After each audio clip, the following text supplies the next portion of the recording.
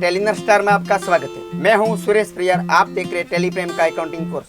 आज हम देखने वाले हैं एम्प्लॉय डिडक्शन के बारे में। Employ deduction pay head payroll इन टेलीप्रेम। यहाँ पर आप स्क्रीन में देख रहे हैं एम्प्लॉय डिडक्शन पे हेड दो टाइप का होता है। पहला एम्प्लॉय जनरल डिडक्शन और दूसरा है एम्प्लॉय स्टैट्यूटरी डिडक्शन। उन दोनों का हम एक एक करके समझने वाले हैं। आगे बढ़ते हैं। यहाँ पर हम देख रहे हैं employ general deduction.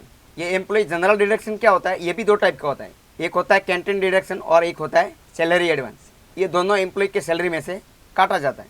Canteen deduction ये कंपनी के द्वारा एम्प्लॉयज़ को सुविधा दी जाती है, यानी कि कर्मचारियों को कूपन मिलता है कंपनी द्वारा जिस पर राशि दी हुई रहती है।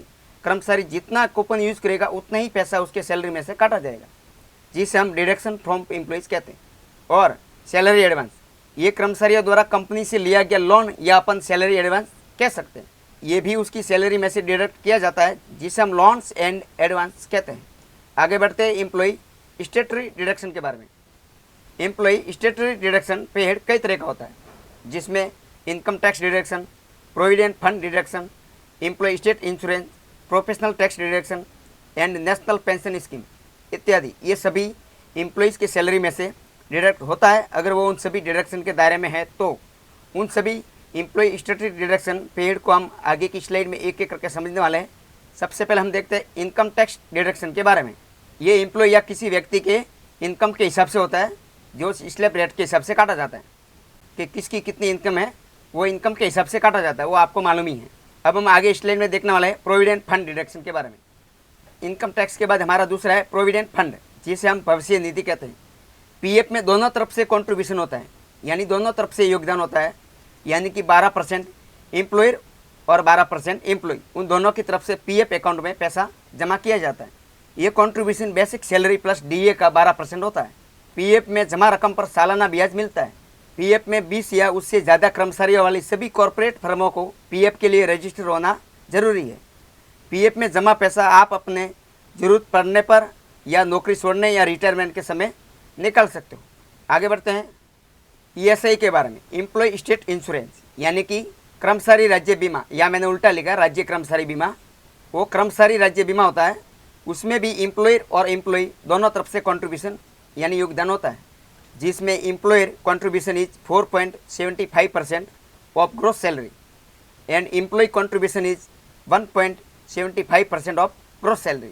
ईएसआई में योगदान एम्प्लॉय से ज़्यादा एम्प्लॉयर का होता है। यहाँ पर आप देख रहे हैं एम्प्लॉयर द्वारा 4.75% और एम्प्लॉय द्वारा 1.75%। ये योजना कर्मचारियों को बीमारी, मातृत्व लाभ, विकलांगता और रोजगार के दौरान शॉर्ट के कारण मृत्यु जैसी घटना से कवरेज देती है। ये योजना भी जहाँ कारीगरों की संख्या 20 या उससे अधिक हो तो वहाँ पर लागू है।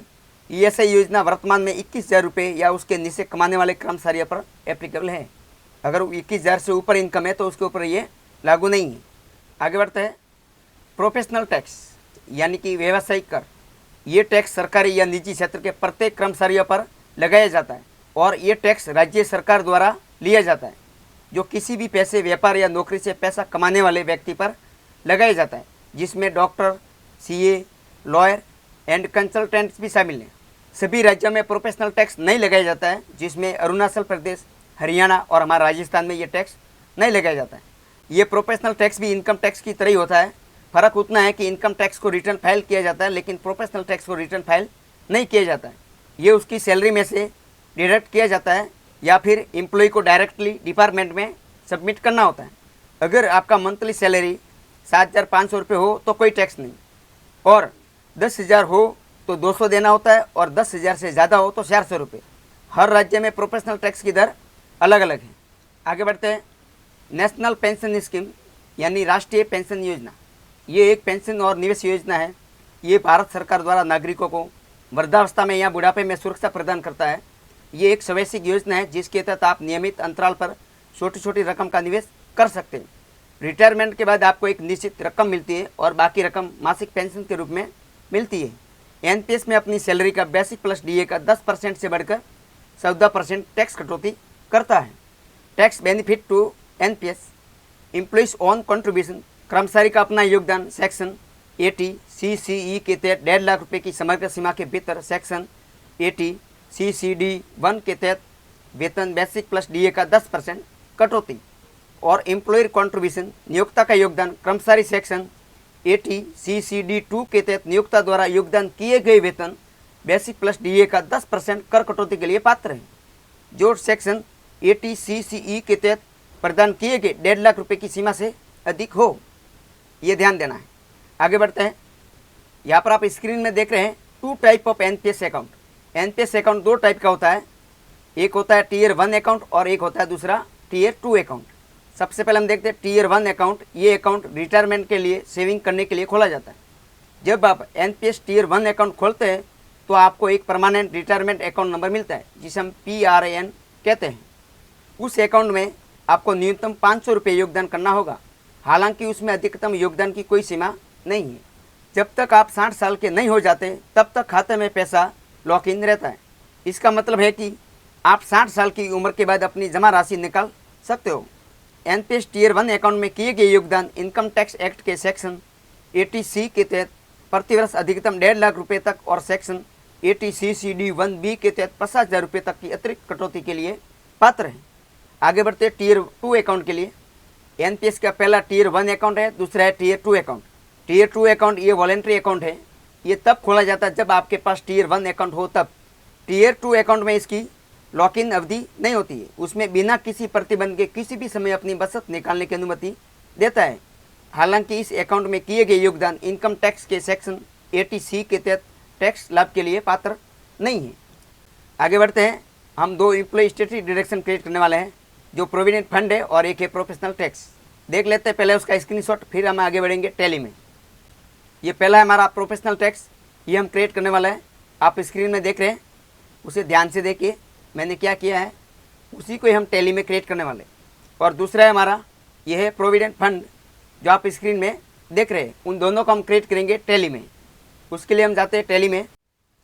हम आ गए टैली में, हमें जाना है गेट ऑफ टैली मास्टर्स, फिर क्रिएट में, और यहाँ पर पे हेड्स में जाना है।